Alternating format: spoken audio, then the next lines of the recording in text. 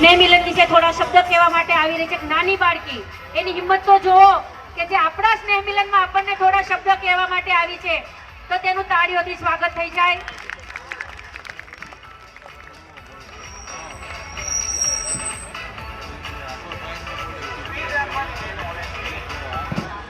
કેમ છો બધા? મજામાં ને? કેમ છો બધા? મજામાં ને? સૌથી પહેલા તો આપ સૌને મારા જય શ્રી કૃષ્ણ. સૌથી પહેલા તો હું શ્રી ભાડેર લેવા પટેલ સોશિયલ ગ્રુપ દ્વારા આટલા સુંદર મજાનું 16મા સ્નેહ મિલનનું આયોજન કરનાર તમામ કાર્યકર્તાઓને હું આભાર વ્યક્ત કરું છું. અને તે સૌને આપણે લોકો જોરદાર તાળીઓના ગડગડાટથી વધાવીએ કે તેમણે આટલા સુંદર મજાના કાર્યક્રમનું આયોજન કર્યું છે. ત્યારે હું શ્રી પ્રવીણભાઈ ધોબણભાઈ હીરપરાની દીકરી નિયાને આપણે લોકો સ્ટેજ પર બોલાવશું, કારણ કે આજે નિયાબેનનો જન્મદિવસ છે. નિયાબેન ક્યાં છે? કારણ કે આજે તેનો જન્મદિવસ છે. આપણે સૌ મળીને તેને આશીર્વાદ આપીએ કે તે ખૂબ જીવે, પોતાના જીવનમાં ખૂબ જ પ્રગતિ કરીએ એવી આપણે સૌ આશા રાખીએ છીએ. અને ત્યારબાદ શ્રી રાકેશભાઈ ગોવિંદજીભાઈ સાંગાણીને પણ આપણે લોકો ખૂબ આભાર વ્યક્ત કરીએ છીએ કે તેમને આજના સ્નેહ મિલનના ઇનામ વિતરણના દાતાશ્રી બન્યા છે. તેને પણ આપણે લોકો જોરદાર તાળીઓના ગડગડાટથી વધાવીએ. પધારેલા સર્વ મિત્રો, પરિવારજનો, સ્વજનો, આપ સૌને પ્રેમની પવિત્રતાથી, અંતરની આરાધ્રતાથી, લથપથ લાગણીઓથી અને સ્નેહની સરવાણીઓથી સ્વાગત કરું છું. અને આજે કુદરતની રહેમ છે, ઈશ્વરની ઈચ્છા છે, ત્યારે જ મારી અને તમારી મુલાકાત આજે શક્ય બની છે. સૌથી પહેલા તો હું શ્રી ભાડેર પરિવારનો ખૂબ આભાર વ્યક્ત કરું છું કે તેના થકી મને આપ સૌના સમક્ષ મારા વિચારો વ્યક્ત કરવાનો મને મોકો મળ્યો છે.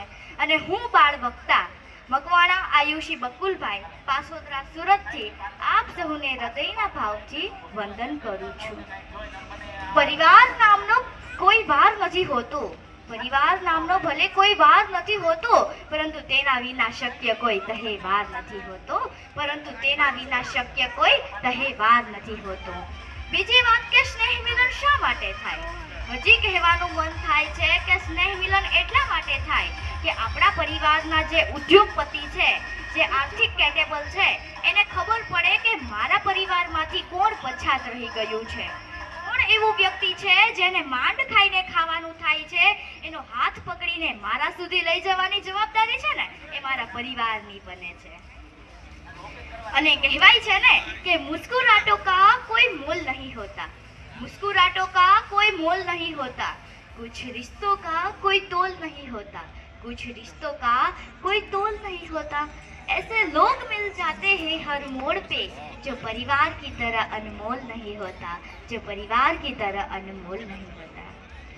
આ સ્નેહ મિલનનો ઉદ્દેશ્ય માત્ર ખાઈ પીને છૂટા પડવાનો નથી, કે આ સ્નેહ મિલનનો ઉદ્દેશ્ય માત્ર ખાઈ પીને છૂટા પડવાનો નથી, પરંતુ આ સ્નેહ મિલનનો ઉદ્દેશ્ય તમે એકવાર જાણી લેશો ને તો આજ પછીના બધા સ્નેહ મિલનમાં જતા પહેલા તમને કંઈક નવી લાગણીઓ મળશે. કે મારી સામે જેટલા પણ લોકો બેઠા છે ને એમાંથી ઘણા લોકો ઉદ્યોગપતિ હશે, ઘણા લોકો આર્થિક કેટેબલ હશે, જે પૈસાના આધારે, મહેનતના આધારે, કર્મના આધારે કોઈ પૈસા બનાવ્યા, કોઈ મોટી ગાડીઓ લીધી, કોઈ મોટા બંગલા બનાવ્યા, કોઈ મોટા ફાર્મ હાઉસ બનાવ્યા. હજી કોઈ એવો ગરીબ પરિવાર જે નાના એવા ભાડાના મકાનમાં રહે છે, તેનું કિચન પણ એમાં જ છે, તેનું લિવિંગ રૂમ પણ તેમાં જ છે, અને તેના બાળકો માટે સ્ટડી રૂમ પણ તેમાં જ છે, અને તેનું બેડરૂમ પણ તેમાં જ છે. જો આવા ઘરે જો શિક્ષણનો પ્રશ્ન આવે, આવા ઘરે જો દવાખાનાનો પ્રશ્ન આવે, આવા ઘરે જો દીકરી વડાવવાનો પ્રશ્ન આવે ને તો એ વ્યક્તિ મૂંઝાઈ જાય છે. તો એ મૂંઝાઈ ગયેલા વ્યક્તિને આપણે હાથ પકડીને આપણા સુધી લઈ જવાની જવાબદારી છે ને એ આપણા પરિવારની બને છે. તે ઉદ્દેશ્યથી આ સ્નેહ મિલન સમારોહ છે. આ વાતને સમજજો, એકબીજા માટે ઊભા રહેવા માટે આ સ્નેહ મિલન સમારોહ છે. સ્નેહ મિલન સમારોહનો ઉદ્દેશ્ય માત્ર ખાઈ પીને છૂટા પડવાનો નથી, પરંતુ સ્નેહ મિલન સમારોહનો ઉદ્દેશ્ય છે પારિવારિક ભાવનાને પ્રસ્તુત કરવાનું, ગામના છેવાડાના માનવી સુધી પહોંચવાનું. સ્નેહ મિલન સમારોહનો ઉદ્દેશ્ય છે એકરૂપતાના તાતડે બાંધી રાખવાનો. સ્નેહ મિલન સમારોહનો ઉદ્દેશ્ય છે, અરે ત્યાંથી વાત પૂરી નથી થતી.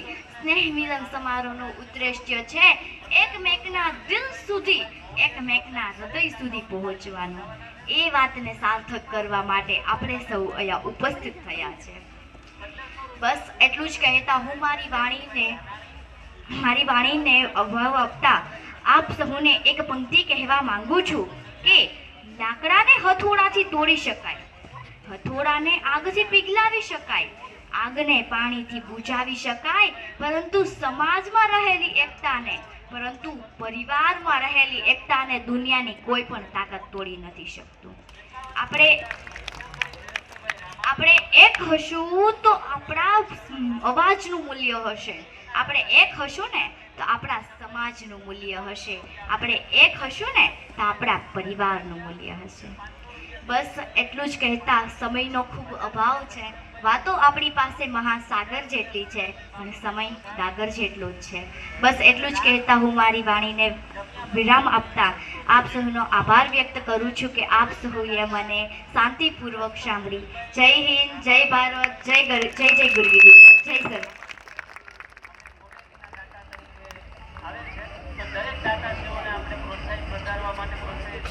આટલી નાની વાતમાં આ નાની બાળકીએ એટલું સરસ સ્નેહ મિલન વિશે વર્ણન કર્યું છે કે જે આપણે ખાલી તાલીઓના ગડગડાટથી એનું જે સ્વાગત કરીએ છીએ એનાથી વિશેષ કે થોડી નાનકડી અમથી આપણે ગિફ્ટ આપી એનું થોડુંક માન વધારીએ